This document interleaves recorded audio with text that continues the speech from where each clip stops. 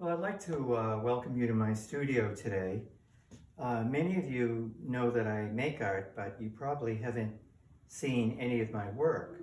So I wanted to take a couple of minutes to show you a piece that I've recently completed, a piece of found object sculpture. For the last few years, I've been making paintings and objects that have to do with the different ways that man communicates with the spiritual world. And when you think about what's going on in our world today, such as the pandemic, racial unrest, political upheaval, the effects of climate change, we see that people are really moving more towards the spiritual world for refuge and some peace. And this might take the form of just communing with nature, meditation, or maybe a more formal avenue. Today, I'd like to introduce you to a fetish figure, called avatar. An avatar, I just discovered in the Hindu religion, is the incarnation of a Hindu god. But this is a fetish figure or a spirit figure. Fetish objects and fetish figures are deemed to have magical powers or supernatural powers. And, even today, some of us have our own favorite fetish figures, like good luck charms, for example. But oftentimes, in many cultures, people really respond to fetish figures and go to fetish figures for help with conflict or health issues, or even for help in creating rain or having a good harvest.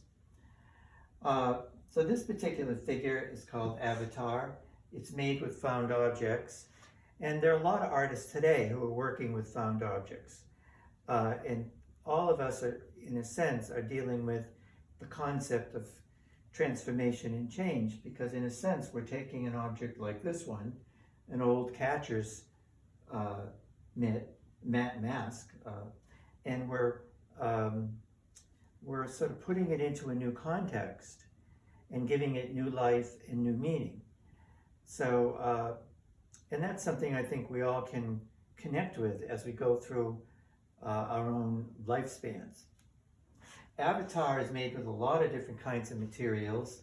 It's built on a wicker kind of mannequin that a dressmaker might use. I found it in an antique shop. It didn't come with the head. The head is made with plaster. You can see I have used lotus leaves. I really like them because they give a very exotic look, and I've used lotus leaves with some of my other sculpture as well. And I try to incorporate nature with my sculpture and with my painting when I can. Avatar, you can see, she has a necklace, and the necklace has some shells and some bones. Shells signify kind of home and rebirth, resurrection, and bones symbolize permanence after death. There's a shield here that has a kind of reflective nature, and that reflection enables Avatar to peer into the spiritual world. You'll notice the blades on the side. She's adorned with these blades which symbolize protection. And then down below there's a feather. There are some feathers.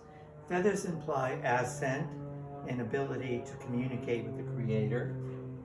And then down at the bottom, I've topped her off with a couple of contemporary figures which are tied with magic bottles that further enhance her power.